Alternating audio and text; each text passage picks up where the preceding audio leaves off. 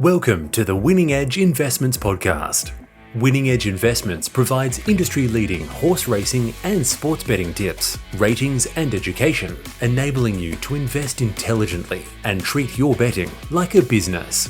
Go to www.winningedgeinvestments.com to learn more about how you can start to supercharge your betting bank immediately. Treat your betting like a business and invest intelligently with Winning Edge Investments.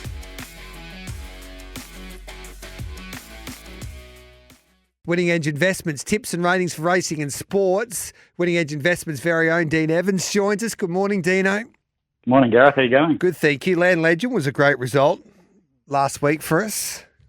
Yeah, he was one of the horses I mentioned when he wanted me to give a few futures bets out. I thought he could win the Metrop, the Caulfield Cup, and the Melbourne Cup, and I think he can do all three. He's a really, really high quality animal. He still wasn't rock hard fit at all in that Metrop. It was on a dry track when I think the cutout's going to be even better for him. He's ridden by a jockey who rode him really well, but never ridden a Group 1 winner before. I think to win that race when he's still got so much to go in his Melbourne Cup prep, I think he's absolutely capable of winning both the Caulfield and Melbourne Cups. Let's have a look at the Group 1s on Saturday, and we'll start with Caulfield, of course. Well, the three Group 1s are at Caulfield. The Might and Power, we've got Mr. Brightside. He's $1.65 with Bet365, a tissue at 5. Deny Knowledge at $7.50, Coco Sun at $13, Jenny Lala at $19, Adelaide River at $21, Vow and Declare at $23, and Calipore at $26. Is there any way Mr. Brightside can get beat here? Oh, look, it's always a good horses race. 12 of the last 13 winners were the top three in official handicap rankings, and they're usually sort of the on-speed, strong, weight for age horses that win it. Mr. Brightside, obviously, hard to beat, but at $1.60, you want to take that price about a horse on a rock hard track here. He's had 5 starts at the distance and hasn't won. He's obviously nearly won a Cox Plate, but he's beaten 9 lengths in the Queen Elizabeth and 5 lengths in the Australian Cup at his last 2,000-metre runs. So it's not as though he's unbeatable, although he was hard to beat. I think the horse I think is going to really improve is Coco Sun. She's pretty impressive last prep. Only got beat sort of ahead in the Australian Oaks, and then won the SA Derby and beat Warmonger pretty comfortably. She's been solid her first 2 runs. She's gearing up for a Caulfield Cup, which is going to be most suited with the lighter weight. But I thought down here, if there's a bit of speed on, she's one who's certainly going to run a very strong 2,000 metres. I think from a speed map perspective, it'll be interesting how this race shapes up. Deny Knowledge ran in this race last year, and they ran 20 lengths above standard. They've got Jenny Lala there too. And I know that the only way really they can beat Mr. Brightside is to make this a very, very strong, truly run 2,000. So if they go hard, I think Coco Sun's not a bad hope. And I thought the other roughie was Vow and Declare, who in this race last year when they ran 20 lengths above standard, he ran second to Alligator Blood. He also, when they went really quick in the Australian Cup, 16 lengths above standard with Pride of Jenny, and he was only beaten 2 lengths behind Cascadian and Pride of Jenny. So, I think Coco Sun, a bit of value, and Vow and Declare a roughie. I feel you don't want to be taking $1.60 about Mr. Brightside. Now, Broadsiding's $1.65, so we're playing Coco Sun each way in the Might and Power. To the Caulfield Guineas, Broadsiding's $1.65, Mayfair $7.50, Angel Capital at $8.50, Evaporate at $12, Private Life at $16, then Wanneroo at $17 and Public Attention at $21. So the 2 horses out of the Golden Rose lead the market. Angel Capital's got the different form lines just staying in Melbourne. Is he $1.65 chance in your eyes, Broadsiding here, Dean? 26 horses in the last 13 years have come out of the Golden Rose, 7 have won. For the last 13 years, 4 winners have come out of the Golden Rose, 3 from the Giddy Prelude, a couple from the Bill Start, 3 from the Stan Fox, and 1 from the George Main. So they can come from a wide range of angles. Again, we've got a race where, clearly Broadsiding at $1.60 is the one to beat. But it's his first run around Caulfield. His only run in Melbourne was his first start where he ran 4th. We've seen Caulfield be a graveyard for those Sydney horses many a time. He maps to be in barrier 9 right out the back. And he might even have to yank all the way back to last. So he's going to have a job to do. He's also second up. And although he managed to defy history and just get home and beat our traffic warden in the Golden Rose Stakes, No horse in the last 13 years has won this first or second up. And only two have managed to win it third up, and they were the Autumn Sun and Animo. So look, again, at $1.60, you're wanting a horse to come, get on the Melbourne leg around Caulfield, come from last, and win this race second up, which is extremely hard to do.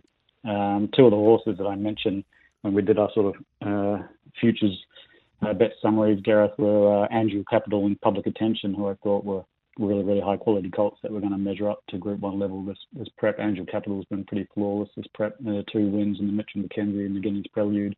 And Public Attention has been really impressive. He ran second in the Gullies Prelude. He was 3 wide, no cover the whole way. And he maps in the beautiful 1-1 here. So again, I just can't be taking $1.60 about broadsiding with second up and that sort of map.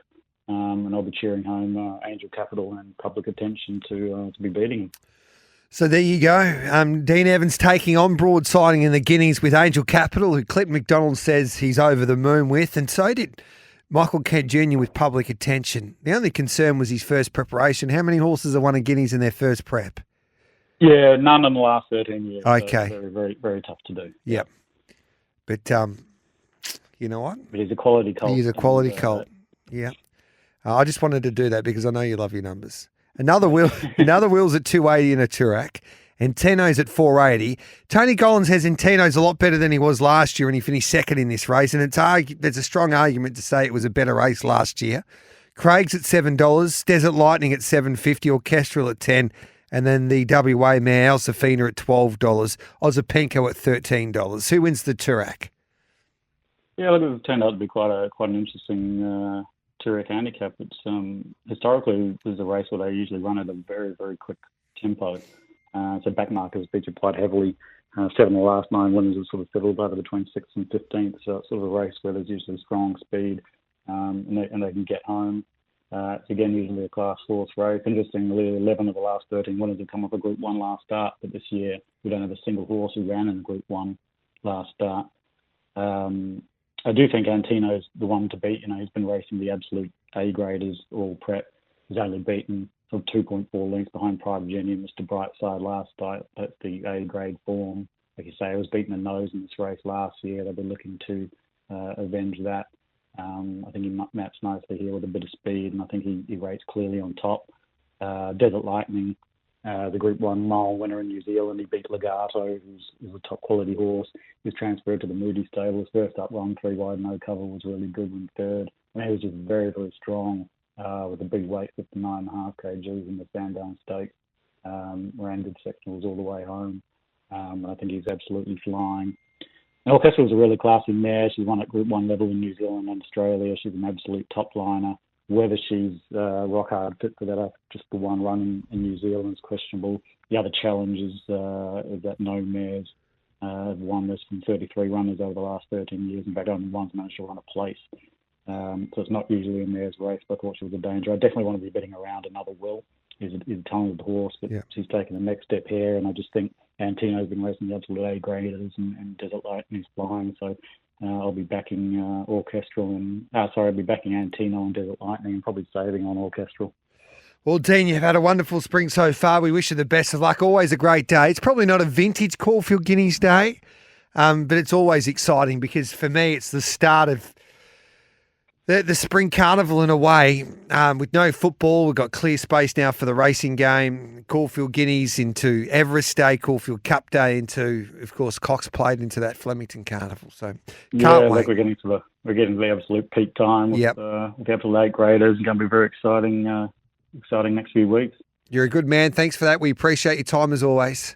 Cheers, Gareth. Appreciate it. Great to catch up with Dean Evans there from Winning Edge Investments, winningedgeinvestments.com. Tips, ratings and betting education for racing and sport. At Winning Edge Investments, our team of highly skilled expert analysts and full-time professional punters review the data, crunch the figures, assess the best betting opportunities, and deliver them to your phone via our app and your email inbox in real time so you profit. Go to www.winningedgeinvestments.com. Look at our membership options Make your choice and enter the promo code PODCAST to receive a special 25% discount on your first membership just for listening. That's PODCAST in capital letters for a 25% ongoing discount on your first membership. Treat your betting like a business and invest intelligently with Winning Edge Investments.